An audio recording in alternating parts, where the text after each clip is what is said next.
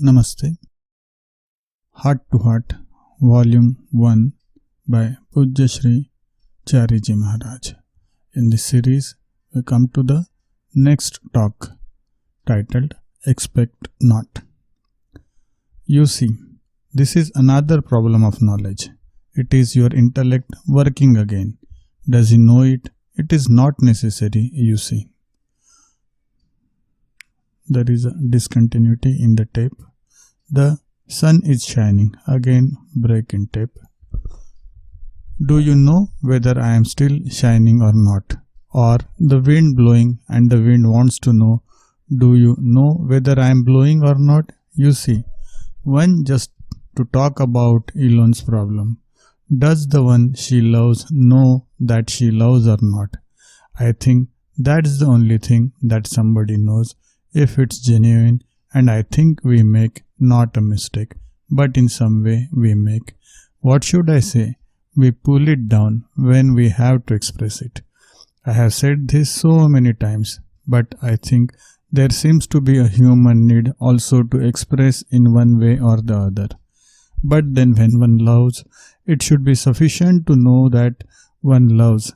This question of having it reciprocated, you see, I think that it creates all these problems of emotion and possible frustration, disappointment, anger. I think that is some sort of sad heritage of the Western romantic tradition, that every I love you has to be answered by yes, I love you too. No, I am not blaming you. This is a general talk, you see. I remember once I wrote to my master, I cannot help becoming autobiographical in this matter. The one thing that amazed me in Sahaj Marg, I don't like to talk about this because it is too personal and in some way very sacred too. You see, in India, we don't believe in talking about our loves. We have this tradition that a love is very personal and very delicate and in some way not secret, but sacred thing concerning the two people who love each other. No third person should be concerned with it. Therefore, we have this funny social situation in India that you can often see a husband and wife. You don't know whether they love each other, whether they hate each other apparently. They are not even married, but yet they seem to get on very well, precisely for this reason that something which is sacred should not be made profane by being brought down to the level of marketplace. This is an Eastern tradition, you see. Sometimes people misunderstand and say, in the East, people don't know how to love. But I have always been rather amused by this because I thought the East is the expert on love. In the inner sense, that it is not explicitly made visible for the public gaze or spoken about, and that even in our poetry, it is sort of hinted at but not explicitly stated. For instance, Shakespeare speaks so openly about love. We do have poets who have been very explicit to the level of, shall we say, pornographic expression. But that was probably to try out their hand at the sort of thing. But by and large, love is supposed to be a sacred thing. And even between the master and disciple, it should remain a very sacred thing. For instance, I have it on the authority of my master that between Lalaji and himself there were few personal exchanges. It is a matter of common knowledge that we could meet Lalaji only a few times, maybe 10 times in his whole lifetime, but yet it was possible for my master to develop such a tremendous love in the heart for his master Lalaji, and yet nobody in that satsang knew of this inner connection. It is a connection, you see. When we talk of love at a physical level, it is a very low manifestation. When we try to express it at the emotional level, it is perhaps a little higher, but still a lower level. When we seek to give it an expression, even in the spiritual level, it is still something low. But when it matures and shall we say becomes some sort of eternal connection between the two people, which now no longer needs expression, statement, explicit manifestations, that I think is the highest presence of love. It is now a presence, no longer an expression, no longer a feeling, no longer an emotion. It is the presence of love. So I think that is the sort of thing that existed between Babuji and Lalaji. And I think one of the things that helped my master in that was that he could not meet his master too often. You know, when you cannot meet somebody too often, you have to depend on your love for the person. Whereas if you meet very often, you can depend on the expression or the reciprocal ways of seeking reassurance of that love. So in this way, physical meetings are perhaps a barrier to the growth of the true love. But yet they must be there, not too frequently, not too infrequently. Because if the love dies out, another meeting is of no consequence, of no importance, will serve no purpose. If they are too frequent, then in some way, I think the love also sort of like eating too much sugar or too many sweets. It seems to what we say in Tamil, tharathradadu. But I don't know the equivalent, it nauseates, shall we say. So it is very much like creating a spark between two electrical wires, you see. The distance must be exact. If it is too close, the current passes from one to the other without a spark. If they are too far apart, the current will not be able to jump. It must be such a distance that a spark is created. I mean, people who weld know at what distance the welding rod has to be kept. So this is the funny thing. This I was almost about to say. Blasted thing, love. That there has to be a closeness with a distance. Now what is this meaning of a closeness with a distance? The closeness is necessary to generate love. The distance is necessary to possibly electrify it into some sort of very high level of existence. No longer manifestation, you see, because existence is not the same as manifestation. The soul exists, but when it is born in a human body, it becomes manifest. It was not that the soul did not exist before. Now it is embodied and we say it is a manifest existence. Manifest in the sense you can touch, feel, see the person. So love as an existence need not be manifest, and when it is manifest, it is perhaps for the other reasons that spiritual, maybe for mutual satisfaction, mutual shall we say, support, bolstering of each other's needs, emotional and otherwise. So we have to strive for two things, to love and to retain it at the highest possible level and to keep raising it by the help of the master. Question, but? Answer, no, please, this is no buts and ifs now. Now what is the problem here? You see that after all, we are human beings and we need some sort of feedback, emotional feedback, that the person we love does also love us. But when we realize that yesterday we were talking of this universal love, and the problem in universal love that you cannot say that the master loves any individual specifically, though you cannot also say that he does not love the individual specifically. This a problem we see. It is like the sun shining, it shines for the whole solar system. For one who is outside standing in the sun, it is very personal. The sun is shining for me. For one who is closed up in his drawing room with all shutters down, he says, where is the sun? So here comes the end. Now to expect love, but to project oneself into the stream of universal love which is flowing from the master, it is like jumping into the river to get a bath or a swim. The river will not come into your house. You have to get into the river. So I think the secret of knowing whether the master loves an Abhyasi or a disciple or not arises because in some way the Abhyasi wants the master's love, but yet it is perhaps afraid, perhaps shy to go and expose himself or herself to the stream of love. We want to remain outside its flow, or stream, or cascade, or whatever it is. So this is the problem in spirituality. In human terms, of course, it is very easy to solve this question. You ask a question, if the answer is yes, you know it. If the answer is no, also you know it. But in spirituality, as I was saying, I was about to relate something which happened between me and my master, but I feel embarrassed, shy a bit, you see, because it was too personal. but the gist of it was like when a seed that is cut open to see whether there is any life in it, the seed is destroyed, the life in it is destroyed. Similarly, if you expose love by cutting it open and trying to analyze, intellectualize love and see whether it is there or not, see a tangible proof of its existence, in some way you destroy that love. Now I think that this interferes. Can this real love, this what I mean, there are many new cinema songs.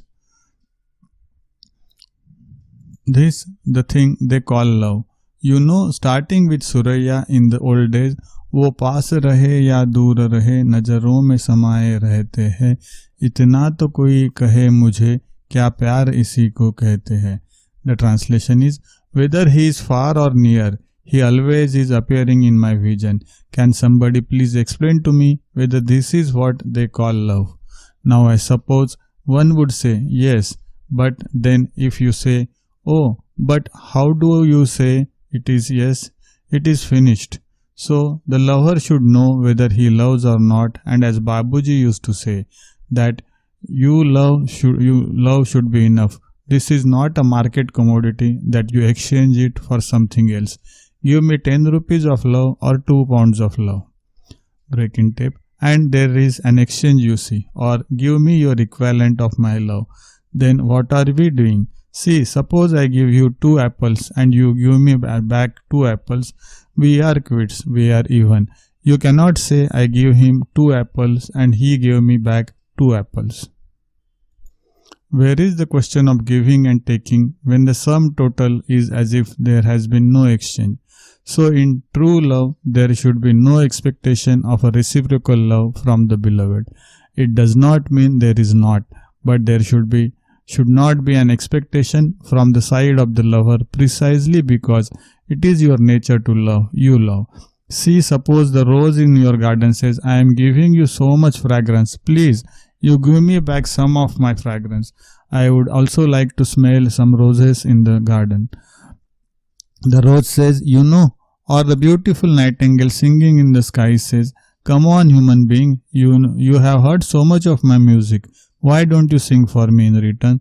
There is a law that the giver cannot receive, and when this law is broken, there is a problem.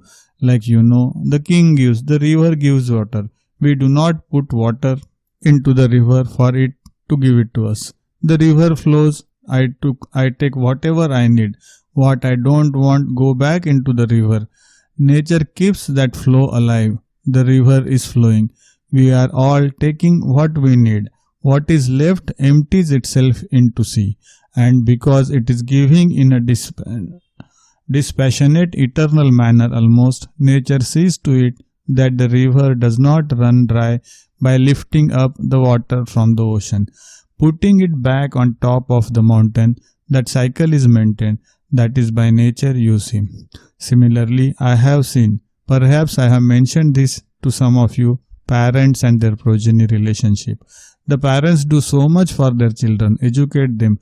If they are daughters, get them married, and then they make the mistake of expecting, oh, my son doesn't do something for me. My daughters have forgotten me. It is your business to fulfill your responsibility. Having fulfilled it, forget it.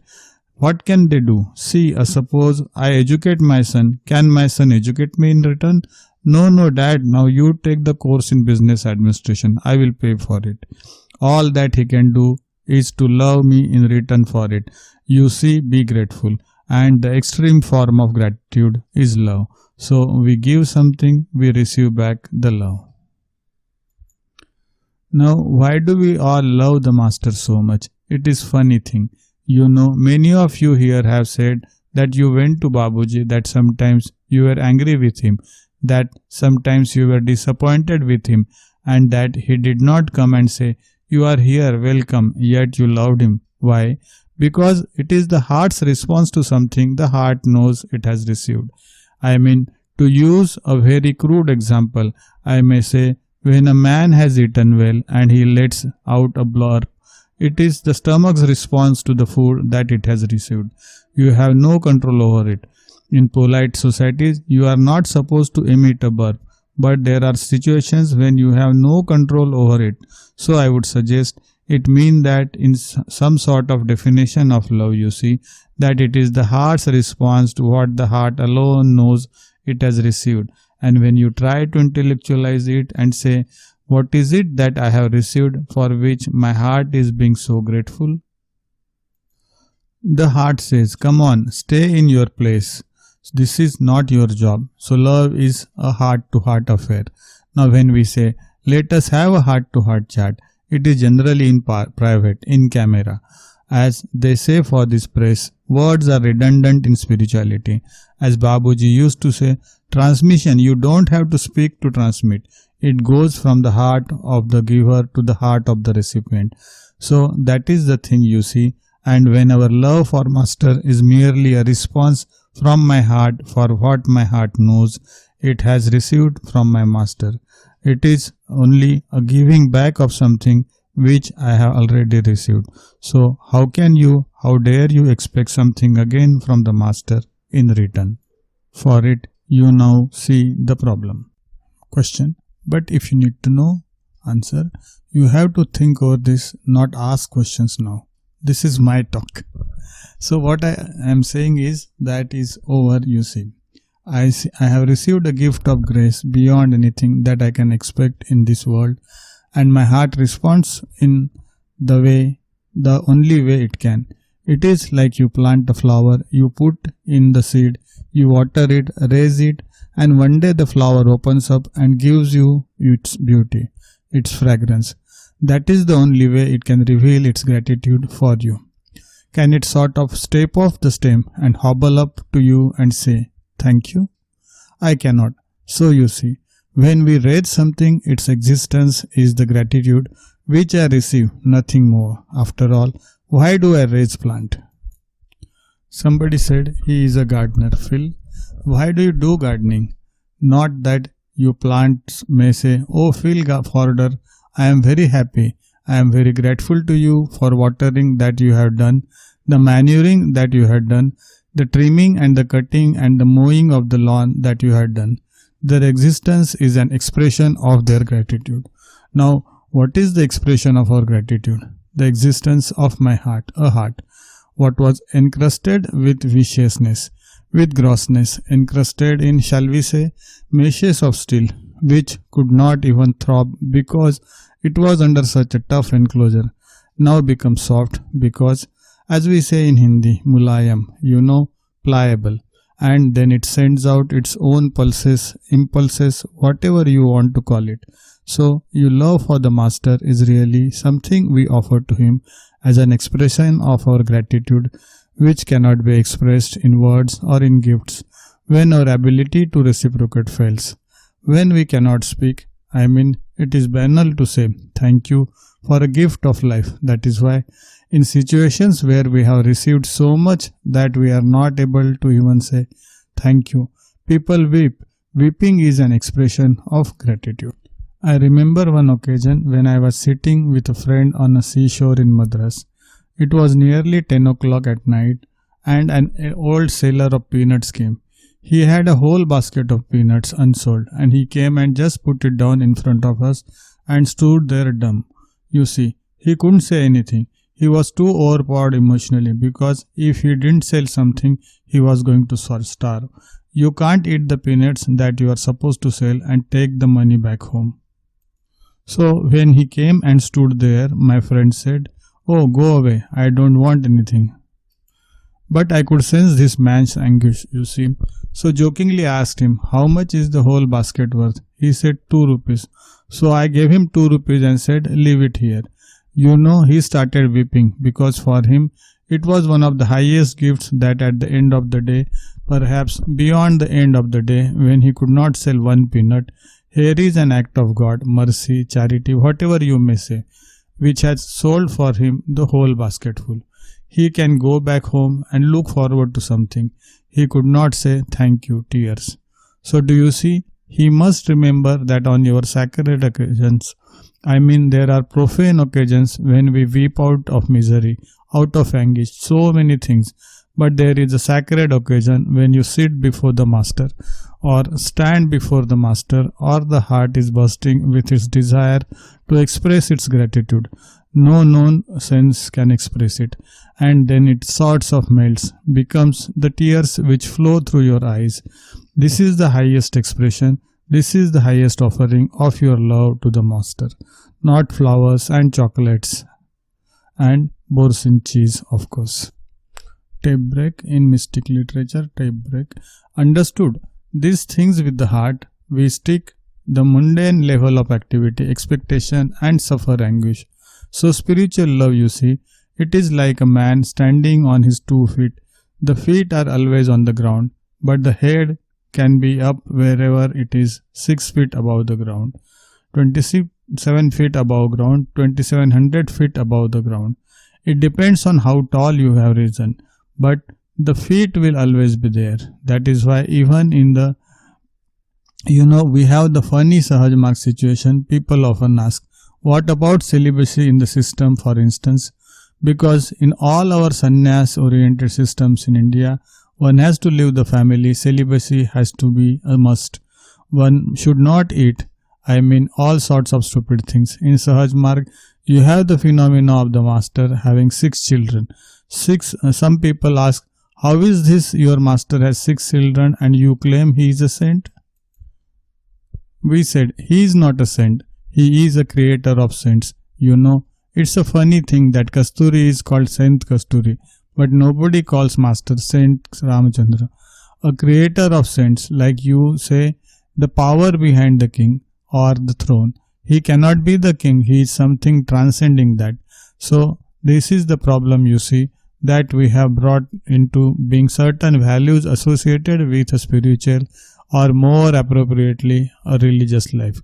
But you find they were not tenable, they were not livable laws. You find today even the Catholic Church is loosening to its hold on celibates.